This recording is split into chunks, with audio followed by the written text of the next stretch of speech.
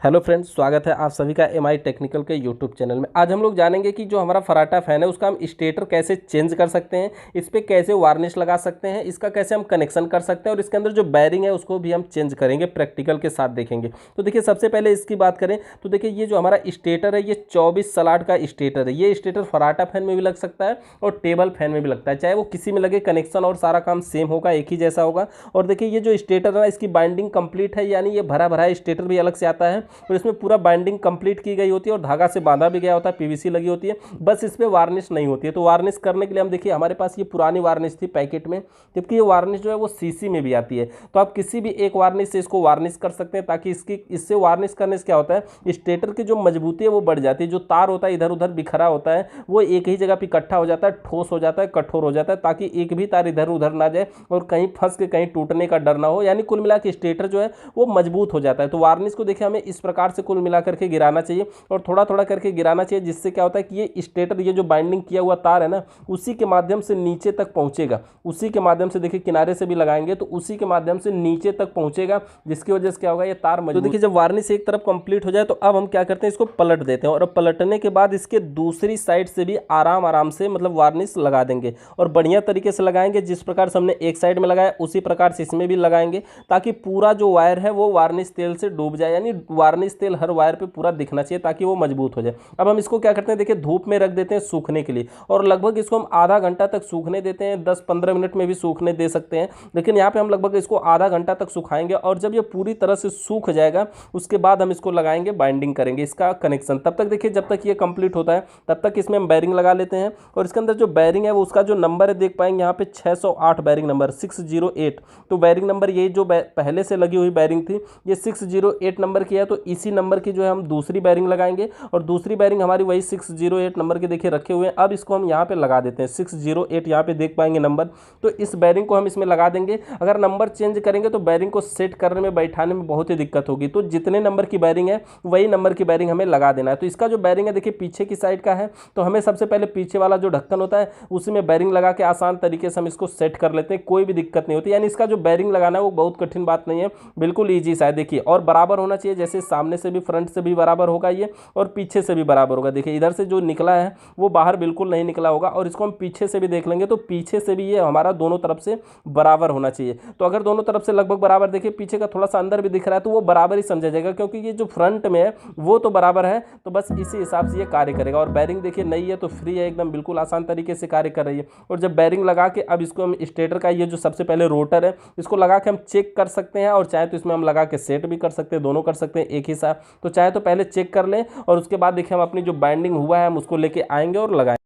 तो देखिए जब इसको हम सेट करेंगे ना तो हमें कुछ सावधानी भी बरतनी चाहिए। इसको हम बढ़िया तरीके से सेट कर लें, ताकि अगर ये इधर उधर हिलेगा तो आप नई बैरिंग भी लगाएं तो भी फैन से आवाज़ आएगी और वो सही तरीके से कार्य नहीं करेगा। तो इसको हमें सीधा ऐसे चला करके देख लेना चाहिए कि कहीं ये हिल डुल तो नहीं रहा है। अगर ये इधर उधर हो रहा है, समझिए तिरछा भी लग जाएगा, तो बैरिंग जल्दी से कट जाएगी। अब देखिए इसका जो स्टेटर है वो सूख चुका है और इसको अब हम इसमें लगा करके सेट करेंगे। इसके स्टेटर को आप यहाँ पे देख सकते हैं, इसमें जो वार्निश लगाई गई थी वो सूख चुकी है, मजबूत हो चुकी है, हार्ड हो चुकी है। और जब ये हार्ड हो जाती है ना तो बिल्कुल गीला नहीं रहता, ये ठोस हो जाता है, कठोर हो जाता है। वायर को अगर इधर उधर आप दबाते हैं तो मुड़ता भी नहीं है। तो इसको अब हमें इसमें सेट करना है। तो सेट करने के लिए देखिए क्या करेंगे, ये जो हमारे आगे का कवर है उसमें सबसे पहले लगाना, और इसमें देख पाएंगे ये जो निशान बना हुआ है ना, ये इसमें 3 तरफ या 4 तरफ निशान बना होता है। इन्हीं निशानों को हमें वहां पर अंदर देख करके उसी के सीध में लगाना होता है, जहां पर इसका सपोर्ट होता है वहीं के लिए वो निशान बना होता है। तो इस प्रकार से देखिए हम वहीं पर लगा करके इसको हर तरफ से, चारों तरफ से लगभग बराबर बराबर क्या है, किसी पेचकस या किसी ऐसे स्वांगी टूल वगैरह से लगा करके बराबर से ठोकेंगे। देखिए अगर ये किसी तरफ ज़्यादा हो जाता है, किसी तरफ कम हो जाता है तो बहुत दिक्कतें होती हैं। ये सीधा नहीं रहता है, चलने में भी दिक्कत होती है। तो हर तरफ से थोड़ा थोड़ा करके धीरे धीरे ही ठोके, लेकिन थोड़ा थोड़ा करके बराबर ठोके। ऐसा नहीं किसी एक साइड से दबा दिए, ज़्यादा हो गया, तिरछा हो गया, तो बहुत सारी दिक्कतें इसमें होती हैं। तो सब तरफ से लगभग बराबर आराम आराम से ठोक करके इसको सेट करेंगे और इसको देख लेंगे कि सब तरफ से बराबर तो है ना, किसी तरफ ज़्यादा अंदर तो नहीं गया, किसी तरफ ज़्यादा बाहर तो नहीं। इसको बढ़िया तरीके से नाप लेंगे, किसी हम अपने पेचकस वगैरह से ही नाप लेंगे, कोई दिक्कत नहीं है। अब देखिए इसके पीछे का साइड लगाने के लिए क्या करेंगे, सबसे पहले वायर को निकालने के लिए देखिए यही जो 3-4 कटे वाले हुए भाग होते हैं इन्हीं में से वायरों को निकाल लिया जाता है। तो इसमें 3 वायर हैं, वायर का कनेक्शन भी अभी हम समझते हैं। तो देखिए सबसे पहले क्या होगा, ये तीनों वायर को निकालने के बाद इसके अंदर जो हमें स्क्रू ड्राइवर से 4 नट लगे होंगे, तो उन नटों को हम लगा करके इसमें टाइट कर देंगे ताकि ये मजबूत हो जाए। लेकिन मजबूत करने से पहले देखिए ऐसे पकड़ करके हम इसको चला के भी चेक कर सकते हैं ये सही से लगा है या फिर नहीं लगा है। क्यों कभी कभी क्या होता है ये जाम हो जाता है, जाम होने की वजह से। अब देखिए इसके कवर को हम क्या करते हैं, इसमें देखिए जुगाड़ से टेप लगाया गया था, क्योंकि ये जो सबसे बाहरी का इसका बॉडी है ना, इसमें नट स्क्रू नहीं था, तो इसलिए यहाँ पे टेप से चिपकाया गया था। अब हम इसको टेप को निकाल देते हैं और इसको हम फिर से इसका लगा करके कनेक्शन करेंगे। तो अब देखिए इसका जो पूरा रोटर है ये तो फिट हो चुका है, स्टेटर फिट हो चुका है, इसमें वार्निश की जा चुकी है। अब बात रही कनेक्शन की, तो कनेक्शन करने के लिए देखिए इसका जो कैपेसिटर ये जो हम सेट कर रहे हैं यहाँ पर, तो इसको लगाने के लिए कुछ में तो बहुत सारी पत्तियां लगी होती हैं जो स्क्रू के ऊपर आधारित होती हैं, स्क्रू पे टाइट की गई होती हैं। लेकिन यहाँ पर ये वायर लॉक का जो पॉइंट है इसी में हम कैपेसिटर को लगा करके और उसको लॉक कर देंगे, ताकि अब ये कैपेसिटर भी इधर उधर नहीं बिखरेगा, कोई भी दिक्कत इसमें नहीं होगी। तो इसमें हम कैपेसिटर को डालेंगे और कैपेसिटर को लगा करके इसको हम लॉक कर देते हैं उसी में। देखिए इसको हम खींच देंगे और बाद में इसको हम क्या करेंगे, कैंची लेकर के इसको काट देंगे, जो इसका एक्स्ट्रा भाग बचेगा, जो इसका ज़्यादा भाग बचेगा। और जब हम इसको अब काट देंगे तो अब हम बात रही इसके कनेक्शन की। कनेक्शन करने के लिए देखिए क्या करेंगे, इसके अंदर से टोटल हमारा 3 वायर निकला हुआ है। देखिए तीनों में हम क्या करते हैं, सबसे पहले कि स्लिप लगा देते हैं। स्लिप क्या होती है जानते हैं, एक पतली सी पाइप होती है जो यहाँ पे वायर के ऊपर लगाया जाता है, जिसकी वजह से जैसे कहीं पे हम टेप मारते हैं तो टेप के बदले में ये स्लिप लगाते हैं। तो यहाँ पर स्लिप लगा देंगे जिसकी वजह से कोई भी दिक्कत नहीं होगी, टेप भी हमें नहीं चिपकाना पड़ेगा। और यहाँ पर देख पाएंगे एक स्लिप हम यहाँ भी लगा देते हैं। और स्लिप को लगाने से पहले देख लें एक जगह पर, ये देखिए तो वायर को जो है वो चूहा काट दिया थोड़ा सा। तो यहाँ पर हम क्या करें कि यहाँ पर हम चाहें तो कोई टेप वगैरह थोड़ा सा चिपका सकते हैं, और भी कोई दिक्कत हो तो वहाँ पे कुछ और भी लगा सकते हैं। तो टेप आसान तरीके से चिपका सकते हैं। एक जगह अगर आपके वायर में कहीं और भी चूहा वगैरह काटा है तो टेप लगा सकते हैं। टेप लगाने से कोई भी दिक्कत नहीं होती, ऐसा नहीं कोई प्रॉब्लम हो जाएगी आगे। तो एक जगह से टेप लगा दिए, बाकी तीनों वायरों में क्या करेंगे, स्लिप डालेंगे। ये जो स्लिप है वो 3 नंबर की, 3 नंबर की स्लिप मोटी होती है। देखिए स्लिप जो है वो नंबर के हिसाब से आती है, 1 नंबर 2 नंबर 3 नंबर 4 नंबर, ऐसे बहुत सारे नंबरों तक आती है।